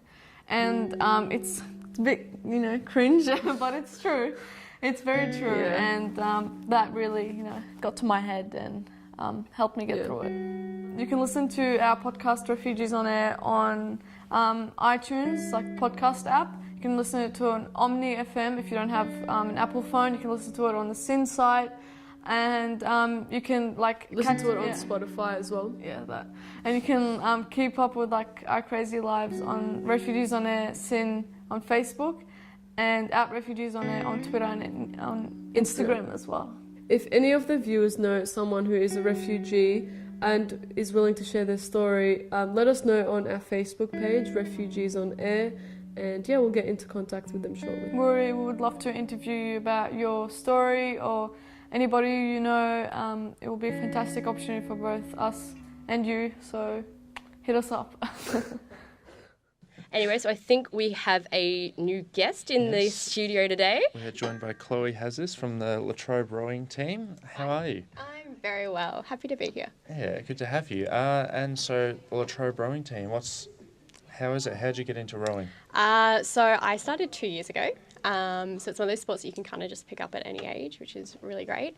So I jumped on the website thinking, let's see what sports they have here at Latrobe, and just shot them a quick email, and they're like, hey, we've got a Learn to Row thing happening for the next month, come and check it out. So that's kind of how I fell into it. Where do you do it? Is it on campus or where?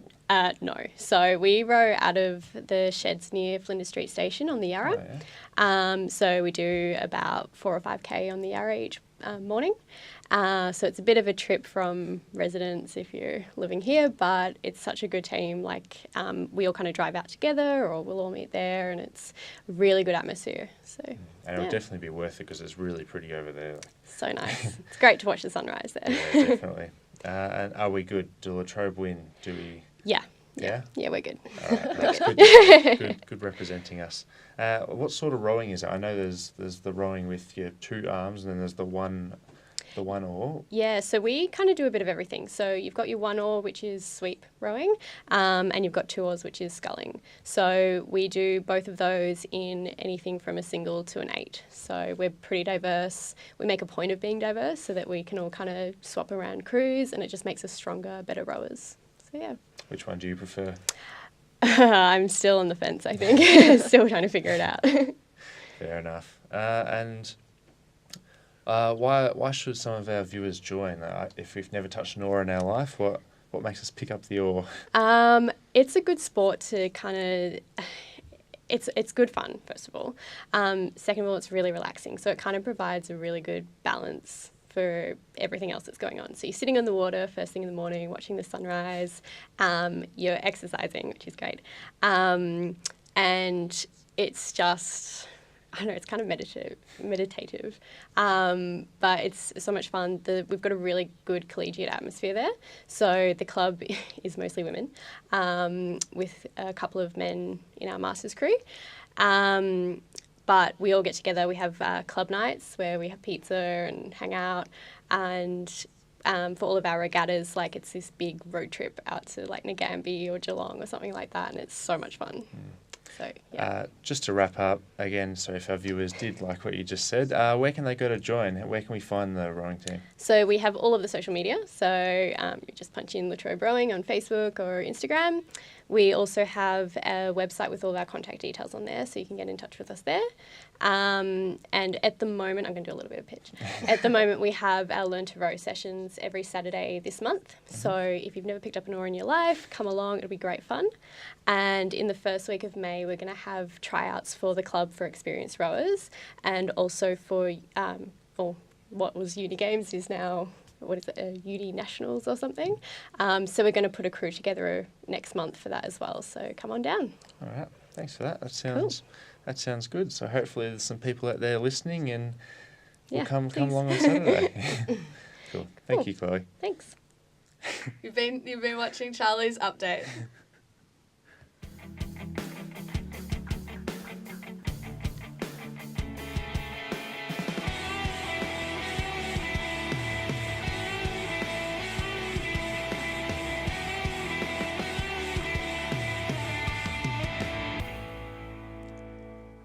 Hello and welcome back to our 2-hour special. So for the next half, we'll have the big dance. We'll have a news full panel of sport. The 4-man weave panel. The 4-man weave panel. Good old yoga. Anyway, so you have some news recaps for us? Yeah, we'll just recap the news. So in breaking news, Cardinal George Pell is likely to face 2 separate trials for historical sexual offence charges. Pell's legal defence team agreed that he should face 2 trials, given that he's facing 2 charges 20 years apart. Premier Daniel Andrews announced in the Victorian budget yesterday that TAFE in Victoria will be free in 2019. The state government will cover the cost of 30 TAFE courses and 11 pre-apprenticeship courses. The Victorian budget will also boost funding to public transport, new schools and mental health, adding an extra 89 beds and 6 emergency department crisis hubs across the state. French riot police have used water cannons and tear gas on anarchists protesting at the May Day parade in Paris. Known as Black Blocs, the group had previously posted on social media encouraging followers to make Tuesday a revolutionary day. And speaking of France, President Emmanuel Macron was welcomed into Sydney last night ahead of his talks with Prime Minister Malcolm Turnbull. Full stop. Trade, defence and shared strategic goals with China will be the biggest concerns. And Max, the loyal blue heeler who sat with a lost 3-year-old last month, has become an honorary police dog. The pair were found about 2 kilometres from the property they disappeared from. And Facebook's Mark Zuckerberg told software developers at their annual F8 conference a dating service would fit the company. Only a month ago, Zuckerberg addressed US Congress about the privacy leak that impacted over 50 million users. He clarified that the dating service is being built with privacy in mind so that friends would not be able to see a person's dating profile. And now we can cross to Kelsey, who's live outside. So Kelsey, what's the weather like today?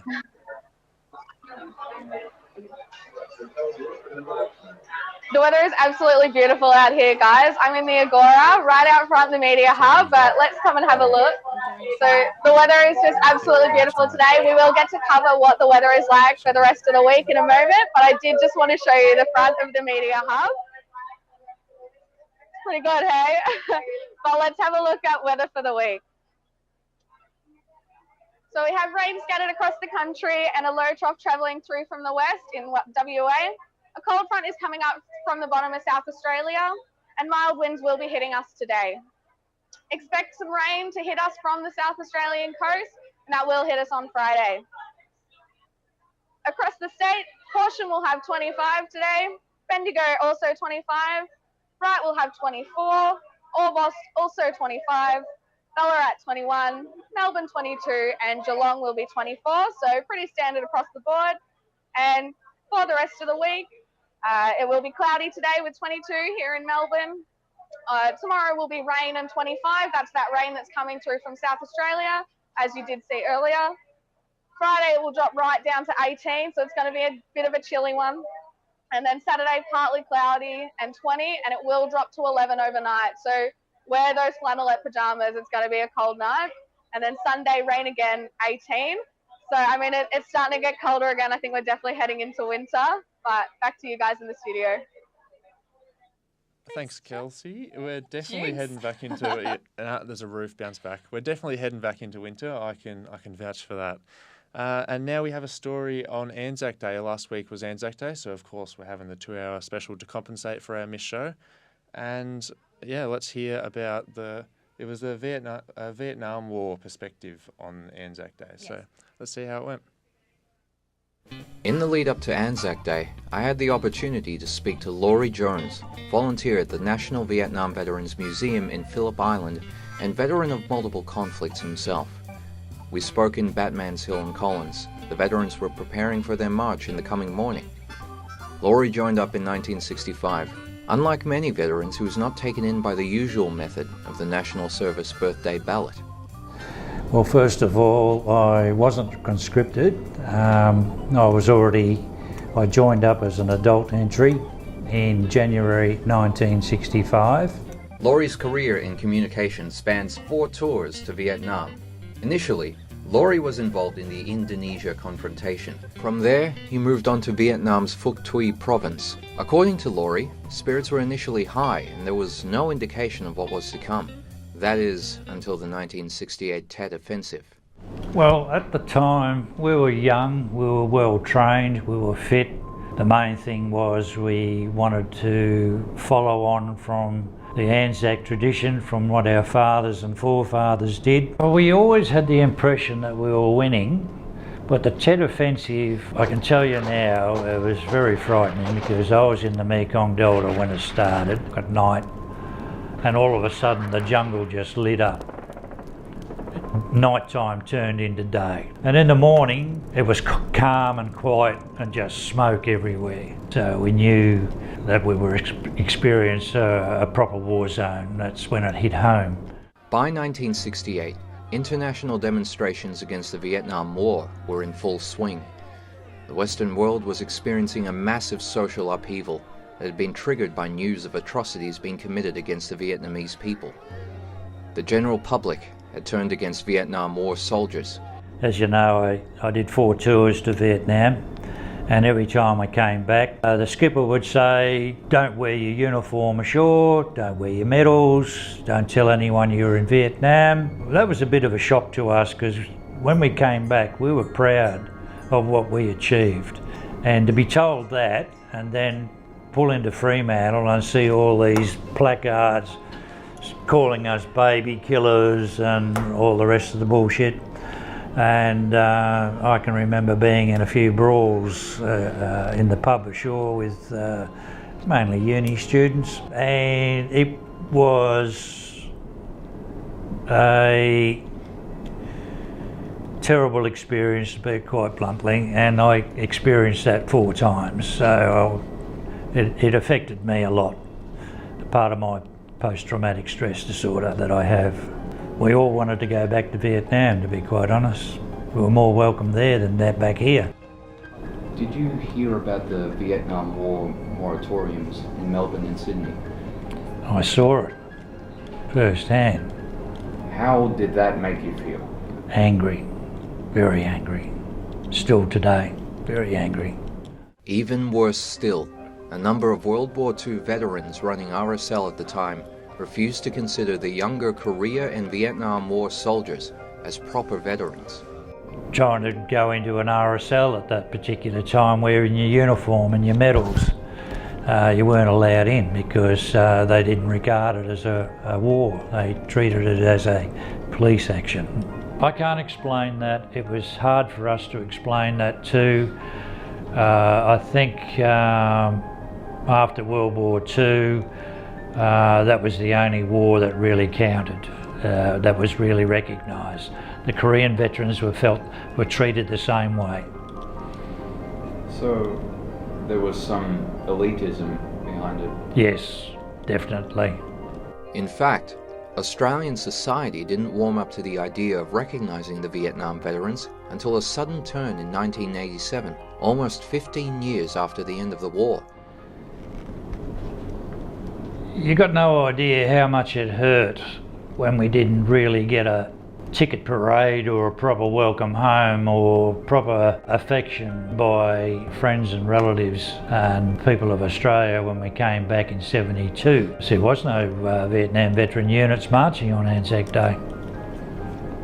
That was part of the RSL thinking, I gather. It is telling that after all of these traumatic events, Laurie agrees that Australia shouldn't have become involved in the Vietnam War.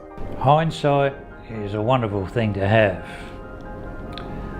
Looking back, they were probably right, but they took it out on the veterans, not the politicians. They picked on the wrong people. They had the wrong message. It was very hurtful at first, but like I said, in hindsight, maybe we shouldn't have even gone to Vietnam, because at the time there was North Vietnam and South Vietnam, but nowadays it's one Vietnam, and that's all the North wanted. At the particular time in my period, we were fed a lot of bullshit. They told us that the domino effect was communism, starting in Vietnam and then falling all the way to Australia. So we thought we were going to go to Vietnam to stop them from coming to Australia. That's what we believed in. Unfortunately, it wasn't true. When things finally turned around for the Vietnam veterans in 1987, Laurie was initially reluctant to attend the parades. To be quite honest, I missed the one in Sydney because I really didn't want to go. I felt too little too late. And then the one in Canberra, my wife said enough is enough.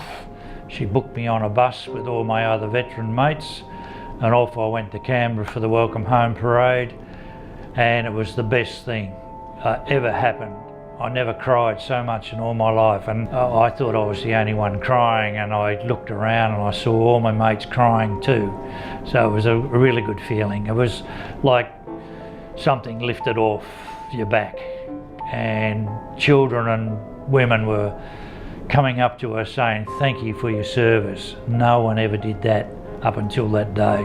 Even after the Welcome Home parades, many servicemen and women still continue to suffer difficulties in getting their rightful benefits. Even today, the process can be incredibly taxing. To me, if a soldier or sailor or airman comes back from a conflict and he's wounded, whether mentally or physically, it should be automatic. He shouldn't have to prove and go through boards and panels and millions of emails and letters, etc., and being referred to hundreds of doctors to confirm this is wrong with this veteran. That shouldn't happen. And this is why many veterans commit suicide, because it gets too hard. I've got to the stage too, I felt like doing the same thing. It got too hard. I had all these photos taken of me in uniform and with my medals on and everything, and given to my wife because that was going to be the last day on earth that I was going to have, because I'd had enough. You know, it was at that point my wife said, "You're seeing a psychiatrist," and so the psychiatrist saved my life. And it's not just the veteran that goes through all this too. You've got to feel sympathy for your wife and children and your family that see their veterans having to prove what's wrong with them. It affects them just as bad as the veteran. Having said Veterans Affairs, and it took me a long time to achieve what I felt I deserved, they do look after me. It's just that starting point that breaks a man or makes a man. Laurie has joined the Anzac Day Parade every year since 1987. This year he marched with the Borneo veterans. Normally every year I march with my Vietnam veteran mates. This year I've elected to march with the Borneo veterans because that's where I got my first active service. And I'll be thinking, I've lost a lot of mates that joined up with me since 1965. And tomorrow I'll be thinking of all those guys I joined up with and served with that are no longer around. I don't miss my Anzac Day and I don't miss my Vietnam Veterans Day. I feel proud. Nothing else, I just feel proud. After all these years, while things have certainly turned out for the better, the struggle for recognition on the part of veterans like Laurie Jones shouldn't have been met with such strong resistance in the first place. It has improved a little bit, mainly because of the fight that Vietnam veterans have put up. We demand recognition now, and that has worked for us. This has been Tristan Smith, Charlie's Update.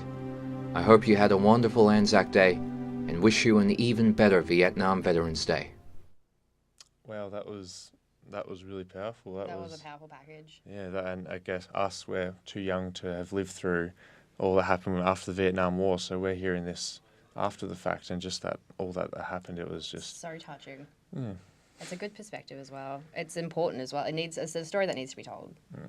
It really does. And it's good that it is being told. Well, a while after, 50 years later, but still getting told. At least he got the recognition he deserves, because he did serve, and he did, give himself to our country, and he never got the respect. So I'm glad he's finally got it. Now to lighter news, more entertainment news, just to finish up. How is Nick Cummins the Honey Badger going in The Bachelor? There's some news there. Oh, he got announced as the new Bachelor. So excited. Okay, tell me about the Honey Badger from the sporting perspective. Well, what is he all about? He is actually a really good rugby player. He played for Australia and then he played in domestic tournaments near the twilight of his career. But it wasn't just that he was good, he was just hilarious. Like, he had these amazing off-the-field interviews, Yeah. and there's so many quotes that you can just pull up. And my favourite quote of his was that he said, he was talking about some player, and he said he was more nervous than a bag of cats at a greyhound meet, I think. And yeah, so it's good to see he's a bachelor. I wouldn't expect him to go down that sort of reality TV path, but... Are you going to watch it? Because how entertaining. I'll watch it, yeah. Because, well, speaking of watching, the Bachelor in Paradise just concluded this week. So it left some couples heartbroken and some completely in love, which is, an upside. So Sam and Tara, the fan favourites, they got engaged during the commitment ceremony during the episode. So they're together. I'm so excited. And it's just, they can start their romantic relationship now as a couple engaged.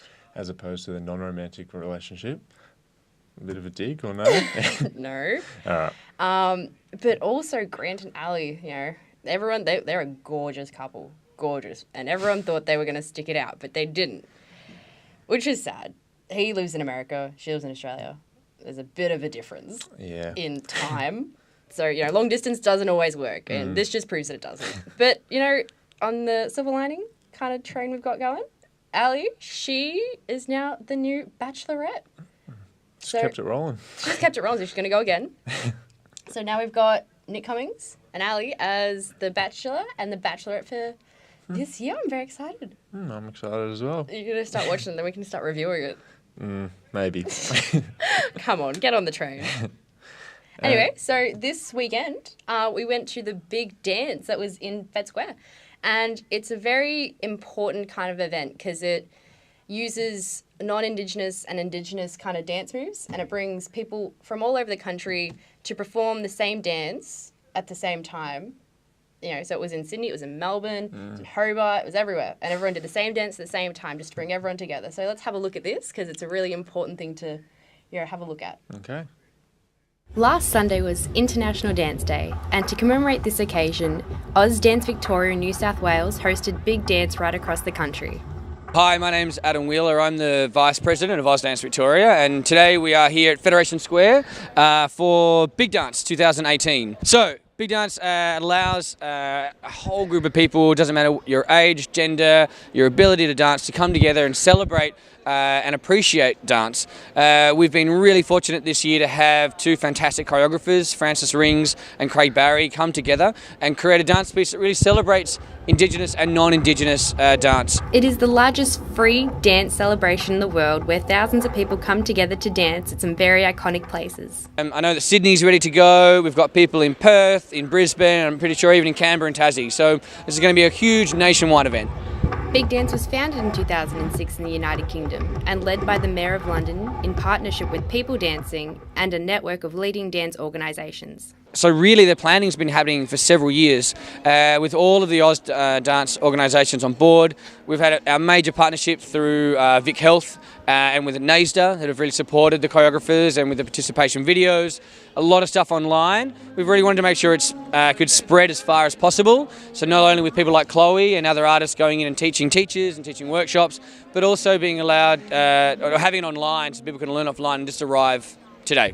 Dance is important, and I think that we live in a fantastic sporting nation, but as actually, if you really look at the statistics, that dance is one of the most participated activities across the country, across netball, across football. So what Big Dance does is allow us to celebrate that. It brings everyone together to really go, wow, there's a lot of us doing this. And so for people that do dance a lot, get to really share their skills. For those that maybe have been interested and dabbled a little bit, now they have a chance to really see the impact that dance can have and hopefully continue dancing after that. Choreographers taught the 5-minute contemporary Indigenous routine at free workshops across the country. I have been going around all over Victoria teaching each colour, the black, the white and the red, and essentially what our Big Dance is about bringing non-Indigenous and Indigenous people together through our earth and our land. So it's really beautiful and it's really special. Students from Emerson School in Dandenong were just some of the thousands who learnt the choreography to perform at the event. Yeah, from Emerson School in Dandenong, which is an awesome school. We're here for the Big Dance event. Learned about interesting things for Aboriginal stuff, and we learned about the movements. One of my friends are MAGA graduating, so I thought, yeah, I'll just do it then, why not? I love dancing. Because it's exercising and it's fun. I've been practicing all week. I'm excited for this. I'm looking forward to lots of people around.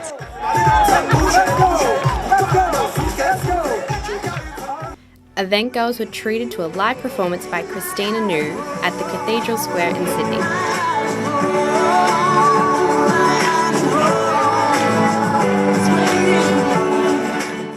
Along with the main event, many other performers showcased their abilities.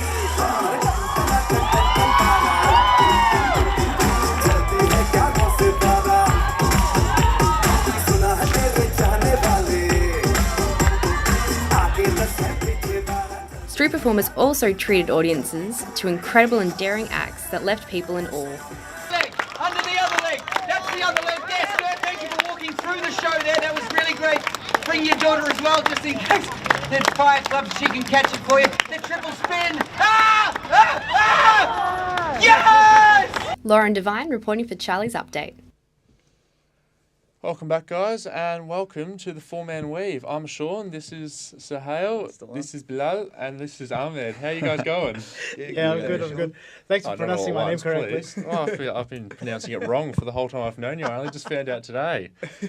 Anyway, so just quick update on the basketball. Cleveland won that game. Cleveland were down at the half, and then James. going into the fourth Never quarter. doubted it. On whose back? Went to overtime. Oh, well, it's not Kinda Rodney sounds Hood's like back. he did that before. It's not Jose Calderon's back. It's LeBron's back. Of course. Bronny Bron. Won by a point though. Stole a game in Toronto. Oh, nice. So that's big. That's it. They got the home big. court advantage. It's funny. Back No, then. I'm laughing because I doubted him before. Any news on who the Yeah, last? you the did. last Yeah, I know you're he's not just done you're that. not looking very sporty. Yeah, not looking very good at the moment. Anyway, so yeah, let's get into. Let's talk about the real basketball. The real basketball. The real basketball. The real basketball. It's starting real soon. I started already. Round one? What? Oh, you want to go to the round one? Okay. Yeah, we do. All right, we'll go down there. Yeah, so You want to just. get on the same page? Yeah, I'm on Well, it. no, currently, we're in the right now game 2 between New Orleans and Golden State's on, and Golden State's down 7 in the first quarter, but game 1 was just That's a game changer. game 1 was just a walkover, wasn't it? You see Golden State scored 76 points in the first half, and just Game 1 pretty much started the same way as today. New Orleans looked good. Anthony Davis kind of looked like a big mismatch, and then again the Warriors just figured out a way without Stephen Curry in the lineup. They had double team Anthony Davis as well, Yeah, so yeah, that was a big thing for him. He'd never been through that, I guess, or never had anyone who actually double manned him and was able to actually hold his influence on the game, I guess. They stopped him and were able to.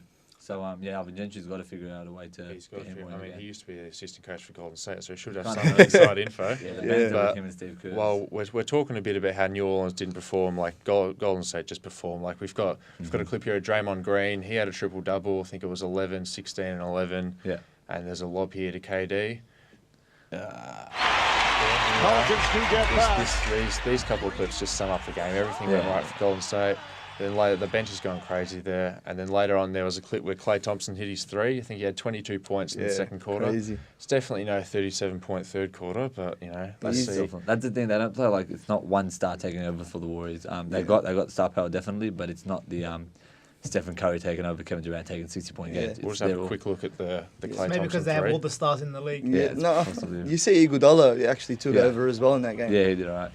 But look how much fun they have as a team. Just watch the bench reaction. I mean, this is the playoffs. This is the crucial point in the year, and they're having fun. You know you're good when you're having that much fun. Exactly, and they're doing all this without Stephen Curry, their best player, arguably. Most valuable. Except I guess. You're right. But he's back now. He's coming off the bench today.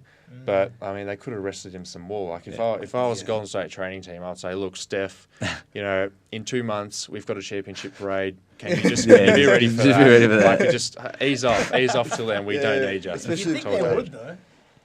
They would in this game. They play him maybe a quarter and a half, I think. He needs to get some He needs reps. You can't chuck him right into. There were reports though that he wouldn't be unlimited minutes. He'd just be playing the whole game. But obviously starting on the bench, I think. A doesn't fresh matter. Steph is a scary Steph. I guess, exactly. And you don't need fresh Steph against New Orleans. You need it for the finals. But a lot of fans are going to be upset with that later on in the championship parade because obviously the Houston Rockets have been real good throughout the whole season. That's going to be scary for them. Last series they took over. They took over, and they keep taking over. With the game 1 against Utah, they just took off, and again, you see the two best teams, Golden State and Houston, just showing how far ahead they are. They blew them out, and it was a bit unfair that Utah had to play so close after their game 7. That's what happens when what happens when you can't take his team out in the first 5 games, as the Rockets did. As they did. So bit unfair, but that's just how you go. Take care of your business early on, and you'll get catered for later on. But with James Harden taking over like that, 40 points every game, it seems like almost 40-point triple doubles every game. Exactly. Well, speaking of taking over, what about LeBron? Like we were dissing him a bit before about how he had to step up against Indiana. King James. But King James. He did step up against Indiana. We've actually got the clip here at the end of game 5. There was the crucial block to goaltend the lead. Yeah, it was a bit of a goaltend. Let's say goaltend or block. I don't know how we're going to say that. Well, and then he had I think that goes down as goaltending. Well, the last 2-minute report confirmed that it was actually goaltend, but look at Jordan's big shot against Utah back in the 90s. He had that little shove. Big shot, the big all the greats call. Cheat a little. Yeah, exactly. And then later on we forget about it. So that'll go down as a goal. Maradona, hand of God. Yeah.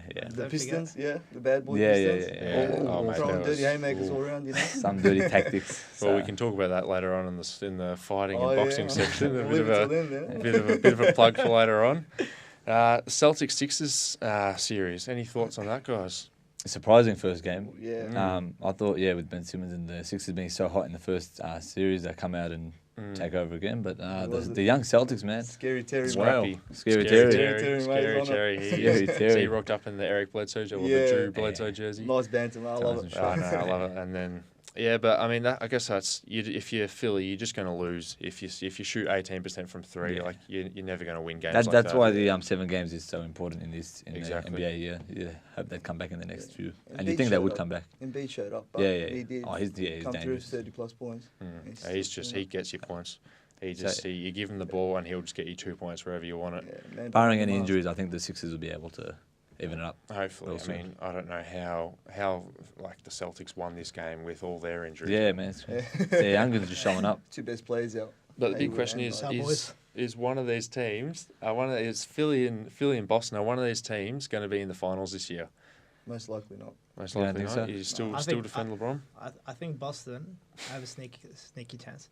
Mm. And I don't just say that as a Boston fan. Before game 1, I was thinking Philadelphia, but I'm kind of thinking LeBron again. Yeah, it just looks too good, huh? The East is a little weak. I don't want to jump on that bandwagon, but it's a little weaker than the West is. I think definitely the champion's going to come out from the West, but it's been for a while. Can't go ever since Jordan retired. Yeah, LeBron will make it. But that's why LeBron's been able to get to 7 straight. Which year was it that legendary final series between Golden State and not finals, playoff finals, Golden State and OKC. That legendary series. That's about as good as any series I can remember. Yeah, Clay heated up that time. And that's before Golden State were as overpowered as they are now. Well, that final series wasn't too bad as LeBron came back from 3-1 down as well. So that was just a good year. I'd rather forget about that part. I don't really like LeBron too much. Yeah, now we heard that in the. You want to say something, LeBron? No, just. I'm just on the other side of the whole LeBron MJ debate. Okay, Jordan. All right. That's a different day. We'll leave that. And let's move on. That's for another day. Final game we're going to talk about is the OKC and Utah game, and it ended a bit controversially. What do you guys reckon about that last shot? I think we've got footage here of Paul George's. This was to tie the game to send it into overtime. Got a clear shot. Yeah. Clear foul. Clear foul. You reckon it was a foul? He's got hip contact as well. So. Well, the last 2-minute report, I mean, we talked about how a bit useless they are, but the last 2-minute report confirmed that it wasn't a foul. We've actually got another angle of the shot, if we could play that now. I reckon he initiated the contact. See how he steps his foot forward into Gobert? You can, I definitely guess see you why. got to call it the other way anyway if it was supposed to be not a foul. It's not the only sport you see that in, though. You see it in football. That's the thing that happens. Like in AFL, it's in not soccer. like technically by the rules, it's not meant to happen. By football, I mean soccer, and then in AFL as well. It's not supposed to be a foul, but like so often they do call it a foul. Can I speak? So often they do call it a foul. Before, I don't know. You do call it a foul? Well, so often they do call it a foul. The rule book might not say it is a foul, but just based on the way they've been calling it a foul over the past 20 years. Refereeing is also about interpretation as much as anything. But two seasons ago they did change the rules where if you initiate the contact, we've got some screenshots hopefully of you can just if you have shown in any way that you moved into the contact, you can see he goes to pump fake, and then if you roll to the next one, he definitely goes into it. He definitely, but that's where the rule is. So he's going up there, his feet are set. If he just took that shot, maybe that would be called the foul. But if we could head on to the next screenshot. Yeah, he does pump You can see he fakes, and then he steps his foot forward, and then that's just where they ruled he's initiating the contact. And then Gobert, all 7 foot, one of them's in the air. But he couldn't really do much as a defender. Yeah, but he's touching the either way, if you look at that game, if you look at that game, they had like 6 3-point shots in the last 20 seconds. So they had so many chances. And even Westbrook, like he had 43 points. He had 46 points off 43 shots. And a couple of phone swats as well. I mean, there is a couple of phone swats. There was one at halftime, and then we've got this one at the end of the game, where you can see he's walking off with Russell Westbrook lashing out a fan. Oh, sorry, we got the what? That's not the one, but so just at the end of the game, Westbrook not happy. He got eliminated in the first round. A lot of pressure on him to win that series. Yeah, here we go. Here he is. Look at him. Take it easy. You got to be better than that. You've been in the league for 10 years. Just walk off. You have to. As expected, you're supposed to be. He's a professional. We just saw some fans that Westbrook didn't lash out at. Just in that still there. Yeah, but I guess that's why you love Westbrook, because he has no filter. Do you know what I mean? Yeah. And if he was any other way, I guess he'd be. Yeah, I guess that's he wouldn't be fans. We don't want that. Yeah, you know what I mean, not Utah fans, but he gets the fans, doesn't he? Look, fans outside of Utah. Yeah, fans can be troublemakers, and we'll move on to something that happened in football last week. Soccer? Football. Oh, shit. Oh, yeah. Soccer, yeah, See, yeah, I my didn't bad, get my that bad. either. Come on, man. We're Come an on. Australian show. The weave must be kept together. Yeah, right. The 4-man wave. Yeah. Love that name. All right. So in football / soccer, there was an incident just prior to the Liverpool-Roma game last week at Anfield. A few fans from Roma, the ultras, were rocking up to Anfield wearing ski masks and covering their faces, and they had no intention of watching the game. They came just to cause havoc, and they actually attacked some Liverpool fans. And one Liverpool fan is actually in a critical condition still a week later in hospital. So our thoughts go out to that fan and his family. That's not what you want in sport. That's not what you want at all. It's Yeah, it's absolutely unacceptable, and we see a lot of that in Italy. I've heard it's real dangerous over there. That kind of football culture they have there. The ultras have so much control that the police, don't know what to do with them really. It's gotten to a point where really the police are trying to outnumber them. But then the more police come, the more ultras come, and it really is becoming a bit ridiculous. Yeah, and it's an ongoing issue. Just stop soccer. Like, we know Liverpool's going to win. That's Just keep rolling. Football, yeah. That's all. Goodness. Let's go to the actual. But let's talk about the actual Italian football, because that on the field it's actually heating up properly, and Napoli, who had a chance to go top of the table this weekend, they were relying on Juventus losing. But Juventus managed to get the win against Inter Milan. But there are some suspicions of some rigging in Serie A. I've been hearing some whispers. What do you believe? So Juventus have always been accused of rigging the league a little bit. They've been proven to have taken part in match fixing in the past, and they were relegated 2 divisions. But nothing's been officially accused or even accepted by many people. But there is a bit of a left-wing belief that they maybe made it look like Napoli were going to win the league, because Napoli actually beat Juve the week before with a 90th minute winner, and the same player who scored the winner the next week was sent off in the 6th minute. So it was a bit, maybe something like a blood sacrifice. Like, you get this moment in the light where you get to score the win against Juve, but the next week you get sent off in the 6th minute, you barely play, and your team loses 3-0. Napoli lost 3-0.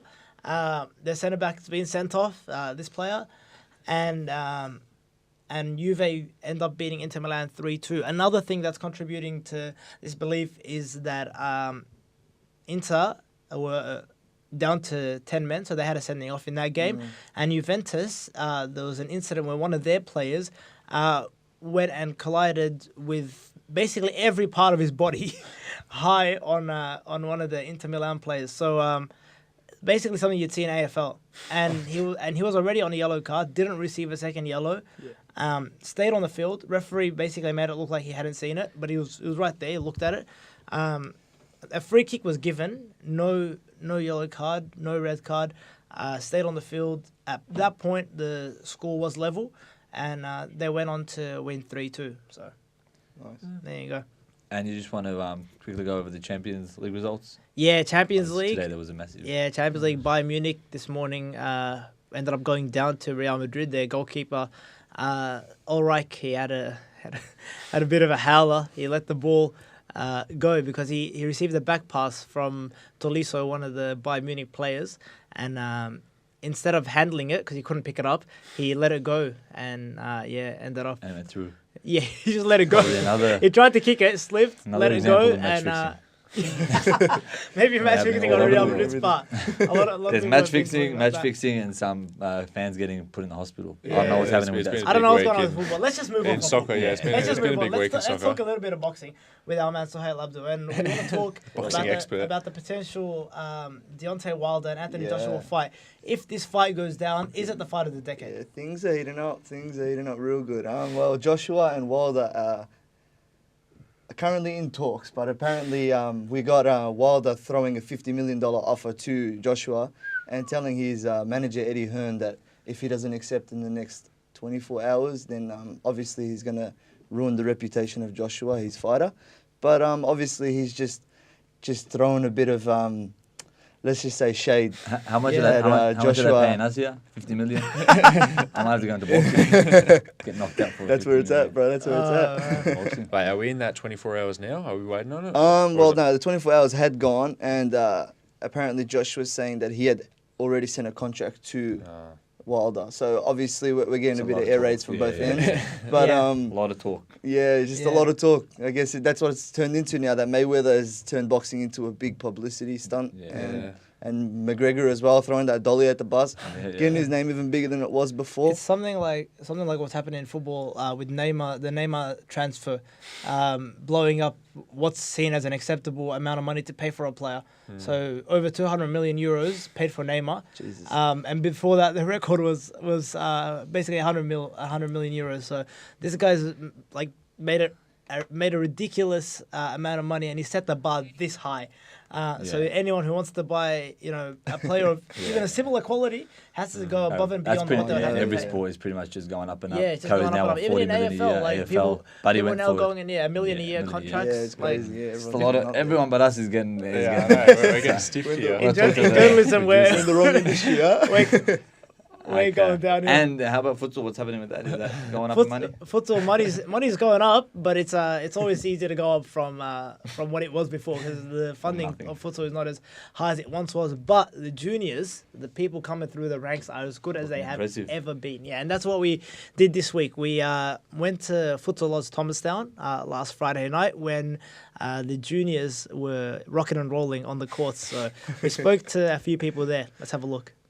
Futsal Oz is one of the most frequently visited futsal centres in Australia. And while it's home to one of the most competitive first divisions in all the land, it is the kids who grace these courts on Friday nights that we're focusing on today. So what is futsal? Isn't it the same as indoor soccer? Not exactly. I'll let Futsal Oz Thomastown Stadium manager Shaban Rajab explain it. So futsal is a smaller version, more compact version of outdoor. It's 5-a-side, it's fast-paced. There are outs, unlike indoor, where it bounces off the net, so it does require a bit more skill. You are allowed to enter the goalkeeper's D, and just overall, I think it's a more entertaining game. I'm here with Iggy Jenkins. You are a coach at Seven Stars Football Academy, and you guys are one of the most successful young sides. You perform well at the Junior Nationals. How does it feel being a coach of such a young team? Well, it feels good taking all the young ones and developing them slowly into the superstars of the next year's futsal teams. It feels good when with Nationals went well. We hadn't done it before. We did it the year before, but we hadn't tried as hard. We hadn't put in the players or in the effort as we should have. But this year we did it. We entered our under-10s. Unlucky they lost, but our under-8s smashed it and won Nationals. Our first time with under-8s. And do you feel like the best part of it is just passing on your wisdom and what you've learnt to the kids? Yeah, definitely. So having experience with players like Andre Caro, Charles, playing with Pasco as a young age, I can give the young ones here at Seven Stars the experience that I had as a young one, but I can give it to them earlier, so hopefully they develop better players than I am. All right, I'm here with one of the parents, and how long has your kid been playing at Futsal Oz? About 2-3 years now. Yeah. He's loving it? He loves it, mate. Yeah. What's one thing he loves about this? It's different from outdoor football. He just can't wait to come on a Friday night and play, basically. And all the people here, amazing. Get more touches in futsal? Oh, yeah, definitely. And for you as a parent, more fun to watch, I'm assuming? That's what we wait for Fridays and watch the whole games. What's your name? Melly. And how long have you been playing at Futsal Oz? For maybe 1.5 years. Yeah. And do you love it? Yeah. What do you love about it? The entertainment and... Yeah. And when you come here, what do you feel is different from like when you play outdoor football? Oh, it's just like more fun to like it's more small and you get more of the touch in the ball, of the ball. And do you feel like your futsal makes you like better at football? Yeah. You can come close. I'm not gonna bite. Yeah. Yeah, you feel like that? Yeah. And for your parents, do you feel like it's more like of a community here? Yeah. This has been Bilal Ali reporting from Futsal Oz Thomastown for Charlie's Update. That was excellent, guys. Yeah, that was good. Good to get a perspective on another form of soccer instead of football. Football, okay. But let's just stick with sport for a second. We've got in studio Tyler from the baseball team at Latrobe. Hey, welcome. Thank you for coming in. Absolute pleasure. Thanks for having me. So we've just got a couple questions for you. What is your baseball team called? Yeah, so we are the Latrobe University Baseball Club. So we're actually affiliated with the university. We're an affiliate and below the university and part of their university baseball club, baseball sports teams. So yeah, it's good. What sort of competitions do we play in? Yeah, so we play as a part of the Melbourne Winter Baseball League, which is underneath Baseball Victoria. So there's two leagues. There's the Victorian Summer League and the Melbourne Winter Baseball League. There are other smaller leagues throughout Victoria that Baseball Victoria oversees, but the Melbourne Winter League is the one that we play in as well. How did you get involved? Yeah, so I'm actually originally from Mildura in the northwest Victoria, and I grew up playing baseball there. We only had 4 clubs, so we played each other all the time. But moving here for uni, I was keen to keep playing and saw that we had a team here at Latrobe, so I figured I'd jump on in and get involved. And excellent.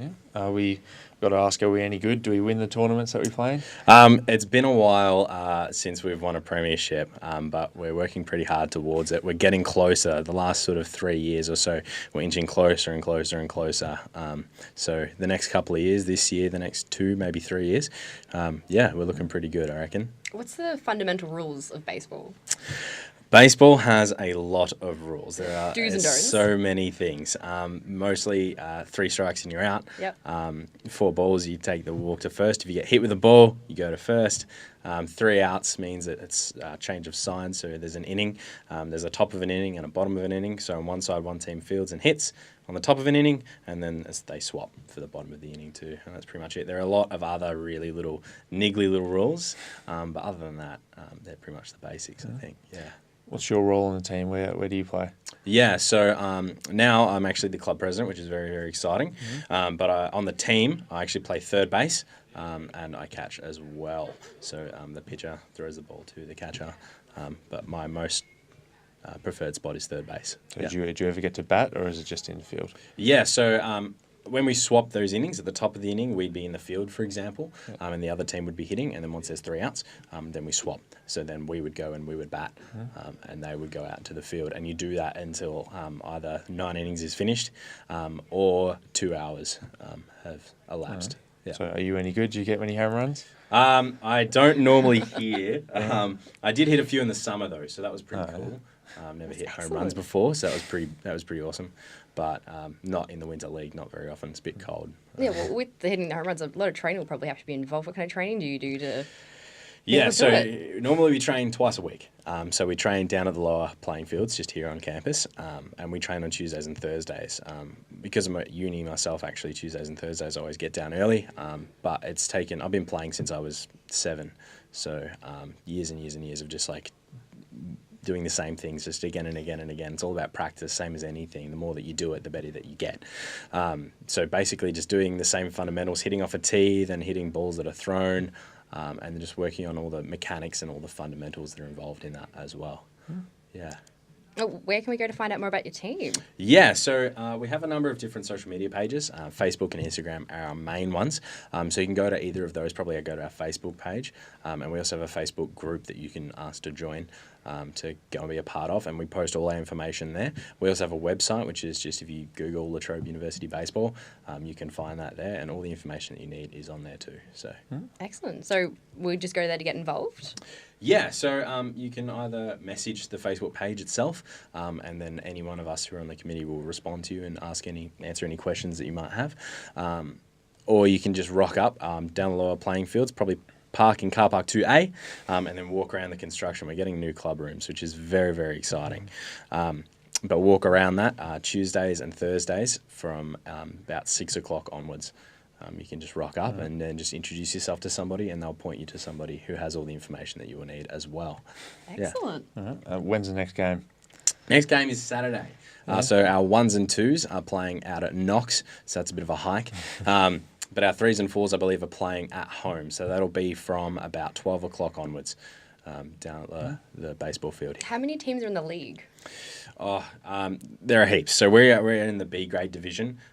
So there are a whole bunch, and we play about 16 teams in our B grade division. So there's 16 in total, but 15 that we play against. So there's heaps. There's heaps and heaps, just from all around different little suburbs. Melbourne Uni and Monash Uni also have teams. Then you've got like Melbourne and Watsonia and all these different places that will come together. So there'd be roughly about 20, 25 clubs probably overall scattered throughout Melbourne. Yeah. Just one last thing. Do we beat the other unis? I really want to hear that we do. We played Melbourne Uni for the first game of this season, and they walloped us. Yeah, they're a very, very good hitting side. They have quite a lot of talent on that team. For now, they do anyway. Yeah, that's right. We'll be playing them again. So, yeah, We'll we'll come be seeking a bit of revenge there. Well, thank you so much for talking to us. Absolute pleasure. Thanks. Everyone go and check out the baseball team because, why not? It's a good time. Get around the baseball, I reckon. Yeah, definitely. And I'm a massive cricket fan, so there's not much there, but not much difference between the sports, so I can easily replicate that, hopefully. Yeah, the skills from cricket translate very well across. Yeah. Cool. All right, just quick wrap up. And what's going on next week? So we've got our Mother's Day special. We have a comedy show, Insight to Women Like Us, which is a very funny comedy show. I went there last night. We have a new addition to our tasty food segment. But it's a mystery, we're not gonna sneak preview what it is yet. And we have the Latrobe football team coming in to chat with us as well. All right, sweet. Sounds like a lovely episode. So we've been Charlie's Update. Thanks for tuning in. We'll see you next week.